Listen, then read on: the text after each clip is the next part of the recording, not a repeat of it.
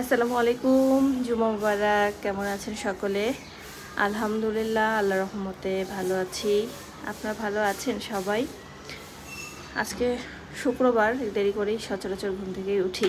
সকালে উঠি একবার, তখন আপনার ভাইয়া হলো লাঞ্চ নিয়ে যায়, নাস্তা করে যায়, তো সেগুলো রেডি করে আপনার ভাইয়াকে বিদায় দিয়ে তারপরে আবার একটু ঘুমাই। তো ঘুমাইতে ঘুমাইতে 9:30 বেজে যায়, কারণ উঠি 7:30টায়। তাকে রেডি করে বের না করে দেওয়া পর্যন্ত তার ঘুম হয় না।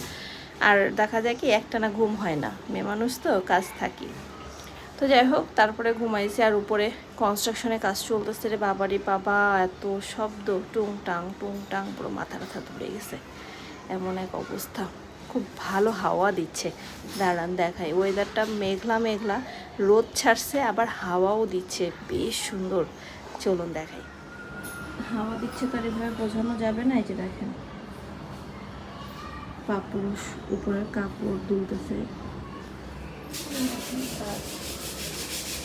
কনস্ট্রাকশনের টুংটাং আওয়াজ আসতেই পারে, অ্যাভয়েড করবেন। এসিটা লাগানো হয়নি, যেন এসি রিসেন্ট এভাবেই আছে। এসিটা আমি কতদিন স্টোর করবো আল্লাহ তাআলা ভালো জানে।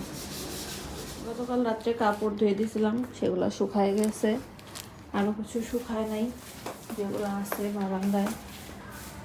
কালকে তো দেখাইলাম, আপনার ভাই চট্টগ্রামে গেছিল, শুক্তি নিয়ে এসছে, সেই শুক্তি রোদে মেলে দিচ্ছি।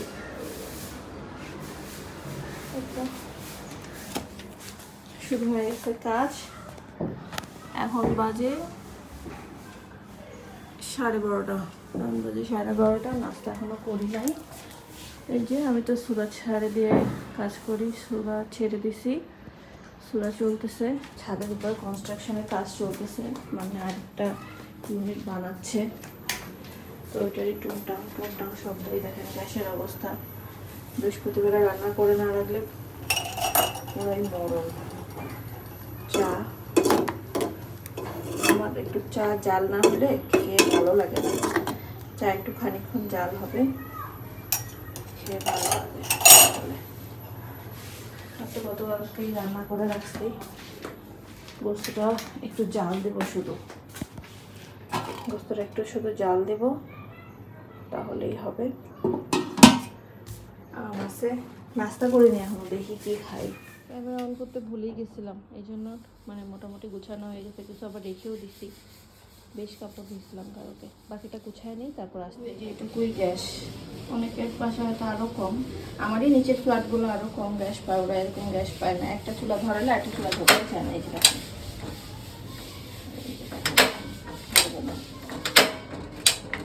গ্যাসের কারণে নাস্তা করবো গোস্তের ঝোল দিয়ে মুড়ি। তো মুড়িগুলো অনেক দিনের, একটু ড্যাম হয়ে গেছে। এটা এখন কড়াইতে একটু চাল দিলেই আবার ঠিক হয়ে যাবে। মুড়ি চুলাও জ্বলতেছে, একটু নেড়ে নেব। 2-3 মিনিট লাগবে মুড়িগুলো কড়কড়া হইতে, তারপরে খেয়ে দেখবেন অনেক মজা। আমি ড্যাম মুড়ি ফেলাই না, এভাবেই খাই। মানুষ দুইজন তো, কিনি হাফ কেজি করে মুড়ি, তারপরেও থেকে যায়। আর 1 পোয়া মুড়ি কিনলে আবার দেখা যায় কি, তখন আবার বেশি মুড়ি খেতে ইচ্ছা করে। ভেজে নিই, পাশের ফ্ল্যাটের ভাবি এসে আমাকে দিয়ে গেল লটকন আর আম। আবার ভাবিয়ের না, এগুলো মানে গাছের, এগুলো গাছের না, এগুলো কেনা। আর এই কড়াই কালকে গোস্ত রান্না করছিলাম, তো আশেপাশে একটু ঝোল টোল লাগে আছে, এটা দিয়ে মুড়িটা মাখবো এখন আমি। আর এই যে গোস্ত, এখান থেকে একটু ঝোল নেব, ছোট কড়াই শিফট করে ফেলছি, নিয়ে খাবো। এভাবে গোস্ত মুড়ি কারা খান, কাদের পছন্দ, কোন জেলায় খায় জানাবেন কমেন্টে। হ্যাঁ, আমরা গোস্ত এরকম ইয়েও দিই, রসুনও দিই।